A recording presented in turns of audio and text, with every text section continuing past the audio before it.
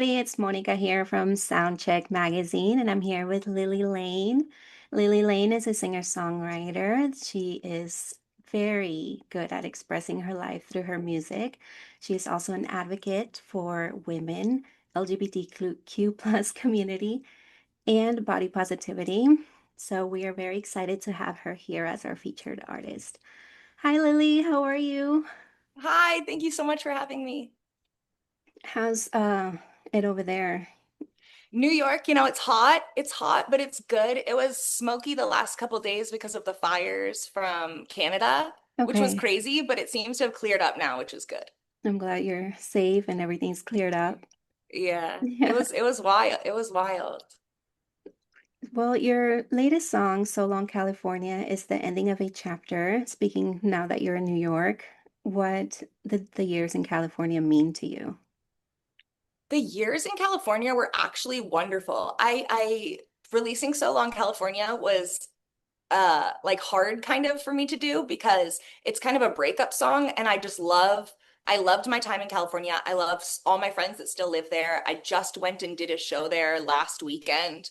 So I've been back, but it was also kind of my way of explaining to all of my friends and community there, like, hey, I'm leaving.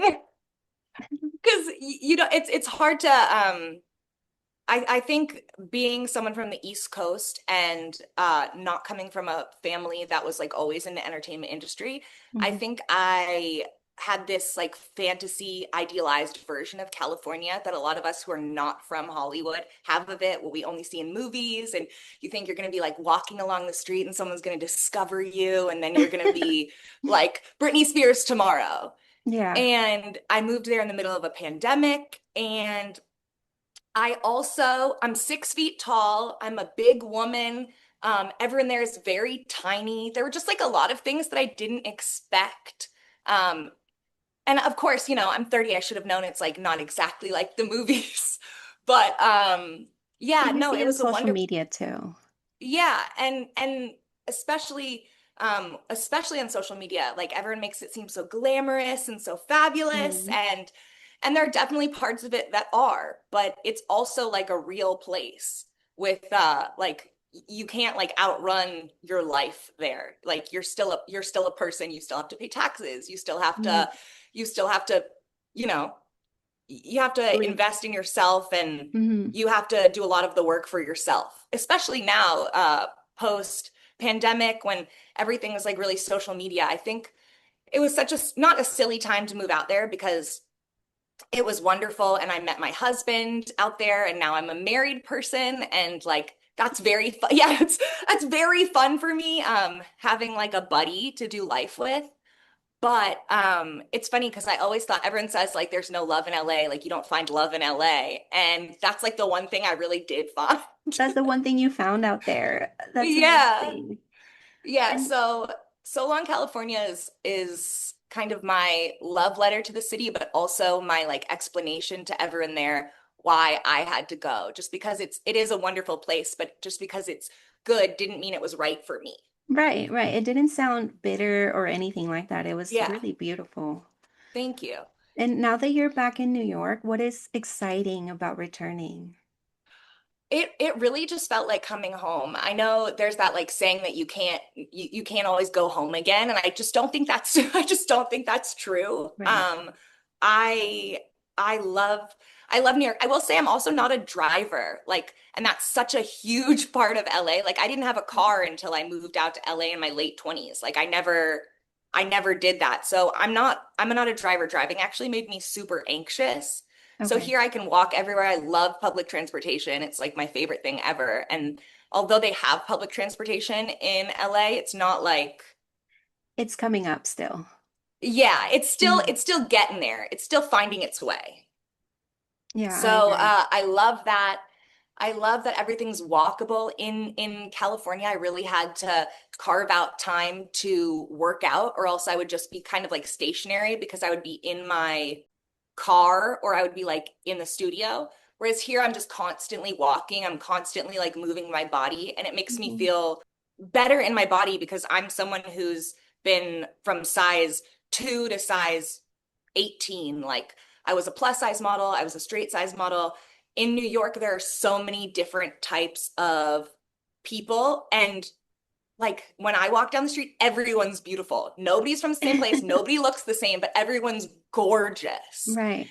And in LA, everyone's also gorgeous, but it's a similar, it's like a kind of, there's less different types of gorgeous you see. And I didn't really feel like I fit into any of those in LA, which is fine. You know, I want to be a singer. Like my whole life isn't when I was modeling, it was for money. It wasn't because I like needed to be seen as gorgeous or anything. But it is interesting in LA walking into the same dance studio every day for 6 months, and every time you walk in, at least two people say, "Whoa, like you're so big." It's like, girl, I was this big 2 days ago. Right. I'm like the same person still. Yeah, it's like I simply could not have changed that much in 2 days, but Right. yeah, Being back home, has it changed your music or inspired you in new ways? it definitely has. New York has a different sound that comes out of me when I'm here. When in LA, I think a lot of my music was like dreamy, and I definitely write from like a cinematic kind of point of view.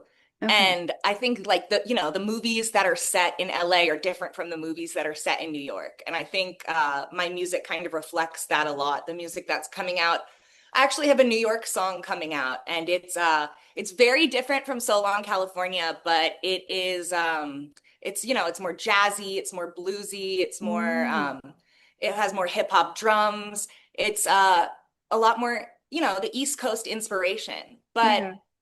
But I loved being in California and making that music because it was something that I'd never made music like that before. Like the chill, laid back vibe of California was something that was like so cool to be a part of. I'm such like a type A, like go, go, go person. So I really like learned to chill out, Okay.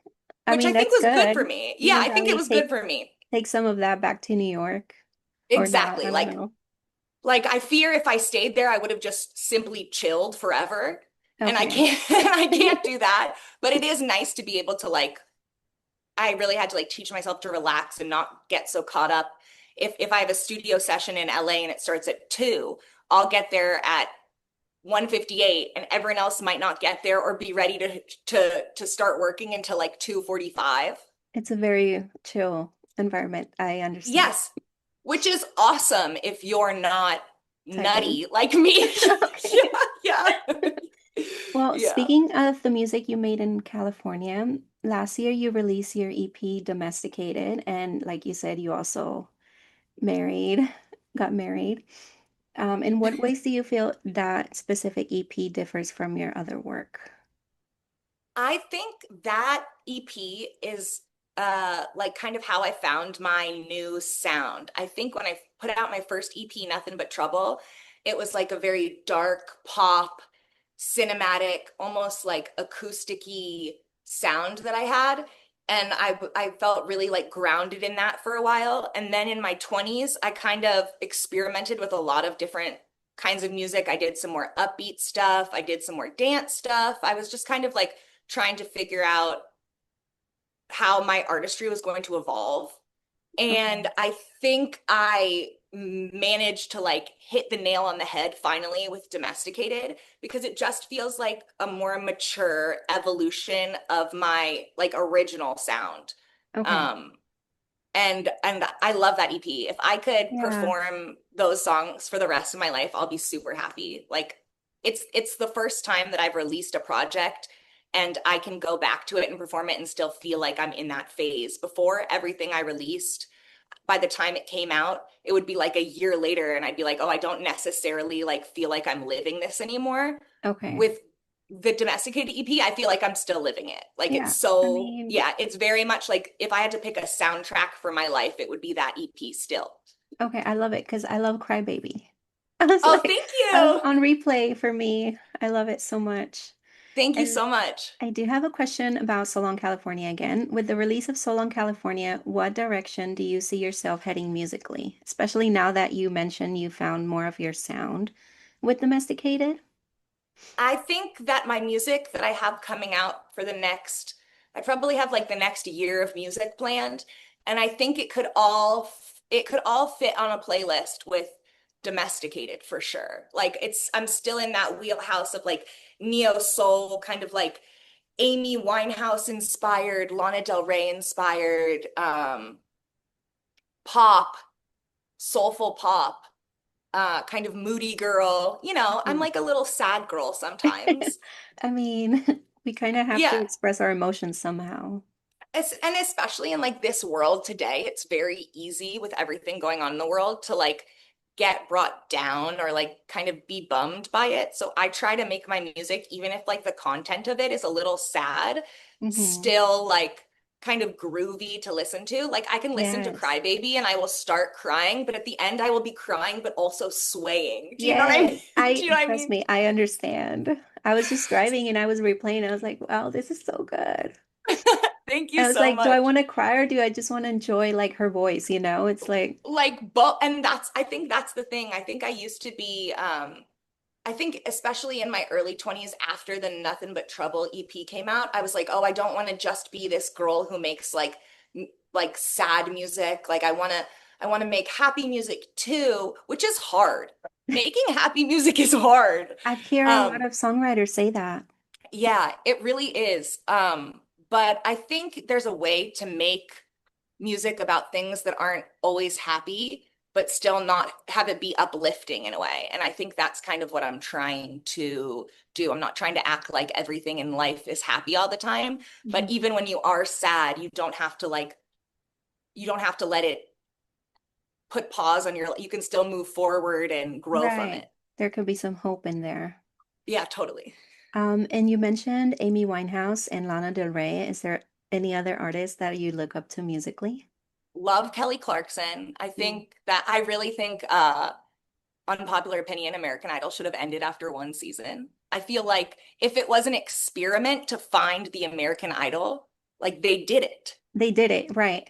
Yeah, like that was like I still don't think that there has been a singer or an artist that can like do the vocal acrobatics that she She's can. insane. She's There's she's nobody else like unbelievable. her. Hmm. I love her so much. And I also love the fact that she also has been kind of like every size, and none of it has ever stopped her from making whatever size she is. She's always making like music videos and art. And it's not, Hmm. I think a lot of the times, especially now with like the rise of Ozempic and everything, I think because like people aren't making this is, can I go on a tangent really quick? Go right ahead. Okay, so when I was plus size modeling, it was like the most fun thing I did. There were so many amazing companies that I could work with. There were so many amazing options of clothes to wear and to explore and to experiment with. And a lot of those companies don't exist anymore, or they don't make extended sizing anymore, or it's just been such like a bummer to see. There's still designers like Christian Siriano who will like always, because it's in the DNA of their company, and they will always like show up and show out for all sizes. But that I really do miss that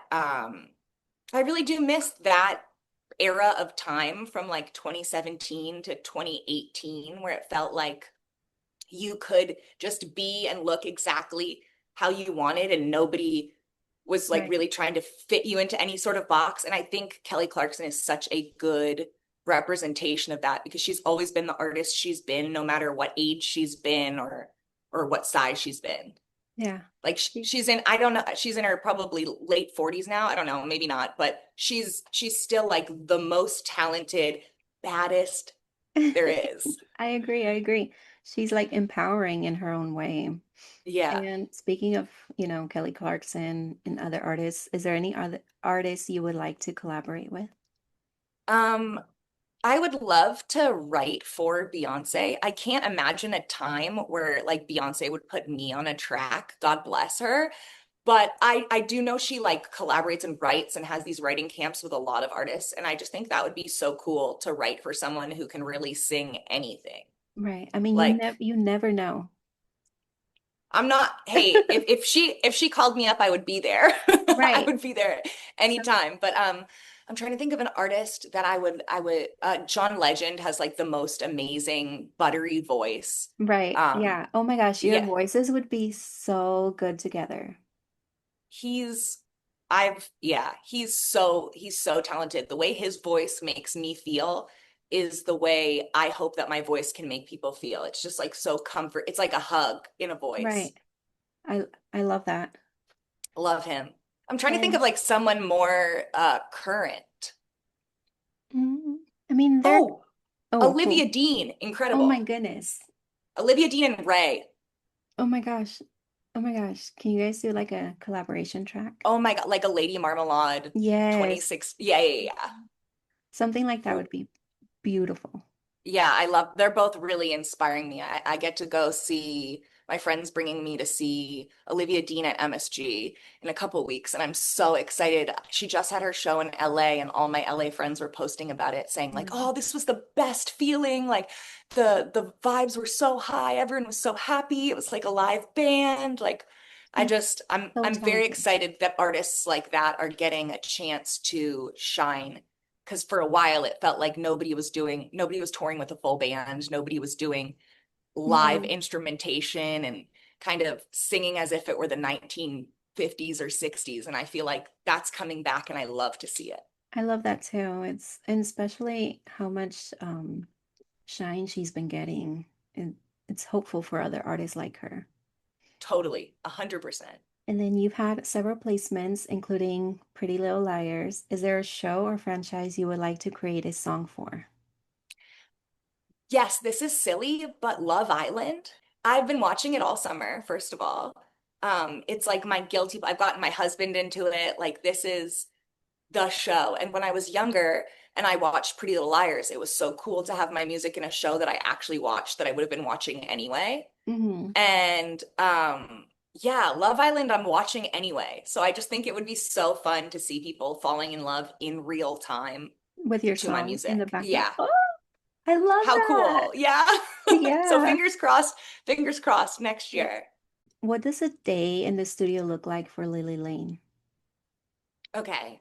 A day in the studio. So I just had one. I just had a kind of a wild one in LA. They're not all like this, but I woke up, walked the dogs, went to the studio, was in the studio for maybe 8 hours. Then I left, went to sound check for my show at the Viper Room, went back to the studio, finished doing all the harmonies, and then went and did my show. And then I came back the next morning. My producer, Taylor, who's unbelievable, he had been working while I was doing my show. So when I got back the next day to like finish the song, it had like taken on a whole life of its own because when we were Mhm. recording it, we just had acoustic.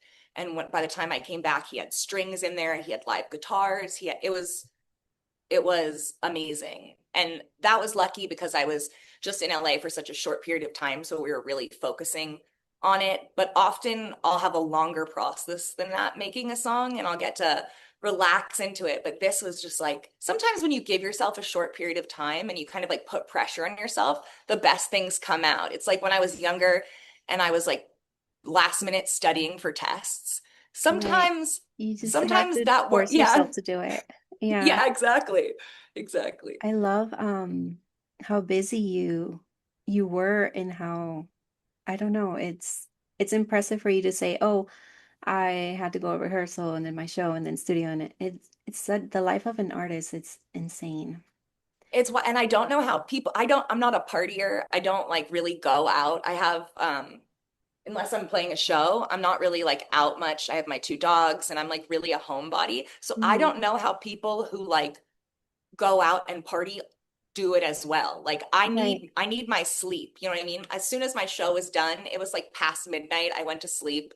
I got my full 8 hours and then I got up and went back to the studio. Oh my Like the gosh. idea that there are some people who are like staying out, celebrating after their show and still getting up, like some Yeah. artists are amazing. They have that energy. No, I'm a I little bit don't of know how a they do it. I'm a little too sleepy for that.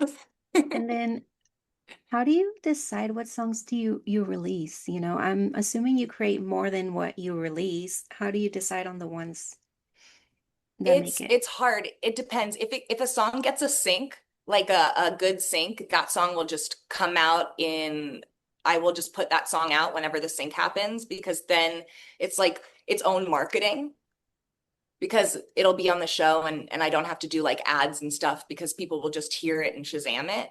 So that if it's a song that gets a sync, that immediately is like, okay, that song's coming out.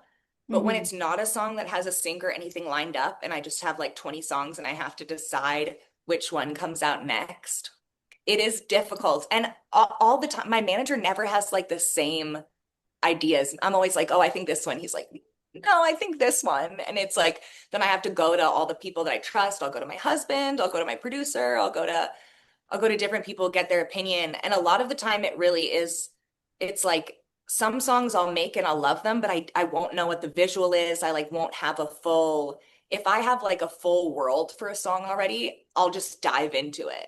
So it's really like I think also a lot of the times you just know like if a song is special. Like I have a couple songs that were supposed to come out, and the song that I did in the studio with Taylor before the show, Hmm. we all did that and looked around and were like, yeah, this probably has to come out in like the next couple months. Like we probably can't wait a year for this Oh one. my Like God. this one is so sometimes everyone knows, but a lot of the times it's like it's a war within myself or within my team. Everyone like does their best argument to see like what song should come out next. Yeah. Um, the time of year also depends a lot. I think it's, you know, in the summer, I think people want more upbeat or like less ballady stuff. So depending on that, but It who depends. knows? You know It what I mean? depends, right? Yeah, it Yeah. really does. But And I kind of get attached to all of them. It's like my children. So yeah. I do like asking other people and kind of like taking their direction sometimes because it's like I feel like I can't be indifferent because I'm so attached to all of them. Do you ever want to pass off any other songs to any other artists? Yeah, I'm actually writing for this artist Hunter Moss right now. He's kind of like a folk like Noah Kahn type of artist. Okay. And there are a lot of songs that I've written that are like more rock and roll than I think I Mhm. would put out. And I pitched those to other people. I had a song that was supposed to go to Demi, um, that it was during her, it was during like 2020, 2021 when she was, Okay. yeah. And I know that era. Yeah. yes. And in that era, I think she was experimenting a lot. And the song ended up being like less experimental than the album. And that was a song that she got from me that I wish I could have given it to some, not I wish I could have given it to someone else because she's amazing on it. And if she Yeah. released it, it would be unbelievable. But there are certain songs that once you give it to an artist, if they decide not to put it out, like you just don't, Yeah. You don't hear it. yeah. Yeah. Yeah. So if I'm like super attached to a song and I'm like, this song needs to go out into the world, sometimes I'll keep it so I Right. can make sure it does. But there are a lot of songs that I have that I would love to see go to other artists or I'm saving for the right For person. Beyonce. Ah, yes. Yes. You also mentioned that you were really proud of Domesticated. Is there a specific song or any other work or era that you're the most proud of? I have a song called Where Have You Been All My Life Okay. that um that I love that I've actually never performed live. I was just thinking the other day because it doesn't necessarily go with all of my other music, but Hmm. I just love that song so much. And I think at some point it will find like the perfect sync or the perfect something that will give it its Yes. own shine again. Like you know, certain songs I have to believe they will have their moment at some point. Like the sync in Stranger Things, the Running Up That Hill song from the 80s, like that Hmm. had its whole 30 years later, that had like a whole resurgence. So That's whether that's right. in a couple months or a couple years or a couple decades, I think this song, Where Have You Been All My Life, will age well. Yeah. Okay. That's beautiful. I mean, it is your art, you know. Yeah. You're also an advocate for women, LGBTQ plus rights, and body positivity. How does that play a role into your music or your artistry? I think it has always played a role in my artistry because it's part of who I am, but I think I'm even lately more determined to keep that as a part of my artistry as it becomes less mainstream. I think for a while it was Mhm. like part of the mainstream, so it was super easy to keep it in my artistry because everyone was like feeling the same way and everyone was willing to like work together and show like all the amazing things and different kinds of people and different kind of lives you could have. And now with this administration, as things have like gone a different way, I think it's more important than ever that in my music videos and in my art, you can see different people from different walks of life, different sizes, because that's the only thing I can control now. Like I Right. can't control what's going to be shown in the media. I can't control if Sydney Sweeney is going to be on the cover of every magazine, but I can control that there are people in my art and my videos that look like actual people. Yeah, I love that. And Yeah. Not that she doesn't look like an actual person, but no, no, no, I understand. It's yeah, more giving a light to everybody else as opposed to what the media shows right now. I think growing up, there was like only because I was born in the 90s. So there was like a lot of it was like Britney Spears and Christina and Mandy Moore and Jessica Simpson and all these like fun, talented pop stars that all kind of fit the same archetype. Right. And it was super powerful for me when I was curve modeling to see all these people that looked like not like that and not like me and like I don't know, I didn't see myself in media a lot growing up. Hmm. And it was so powerful for me to see me and all my friends reflected in media in the like mid 2010s that I think it's very important to me that I still give that to people. So if they can't find themselves reflected in the media, at least they can find someone that looks like their mom or their cousin or their neighbor or themselves in my art. Yeah, that's beautiful. A beautiful way to put it. Thank, I'm sure thank you. somebody out there appreciates it. I appreciate it. And you look very comfortable in your music videos. You look just Thank you. like confident. You have a very soulful voice. Thank you. How did you realize music was your calling or your career path? And when was that? I don't think I knew it was my career path until I was really doing it as a career, but I knew it was my calling from when I was very young. I was the only girl in my family and I was the youngest. And there were always all these boys around playing sports. My family is like a very athletic, or growing up, we were all like really pushed into sports. And um, I just didn't feel like I fit in. Obviously I didn't fit in with like all the boys, but I also didn't feel like I felt like the things that I didn't know how to express myself as a kid, and kind of the only way that I was able to feel my feelings was through music. Mary J. Blige's song I'm Going Down. I think Okay. I probably listened to that specific song from when I was like 11 to 15 like a couple times a day. Like it was just super powerful for me and kind of the only way I could express myself. Um and that was when I wasn't even writing my own music. I was just like able to express myself through finding songs that explained what I was feeling. And so I thought, how cool would it be if I could write songs that could explain what other people are feeling too? So in Right. middle school and high school, I started writing music, but I never thought it could be a career path ever because It was nobody that just I your knew, outlet. yeah, I grew up in Boston. Like, it's a very academic minded city. It was very expected that you go to high school and then you go to college and you get a job and like you work 9 to 5 Right. It's very and I standard.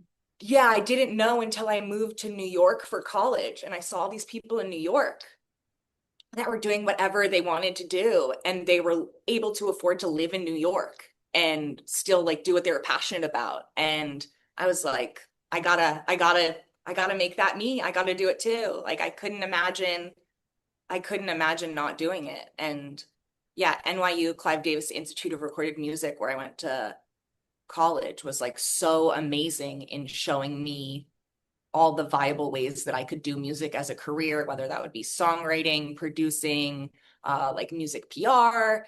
Unfortunately, I was determined to be an artist and made it very, which makes it very hard on you. But yeah, like even if I wasn't being an artist, I would definitely still be part of the music industry because Okay.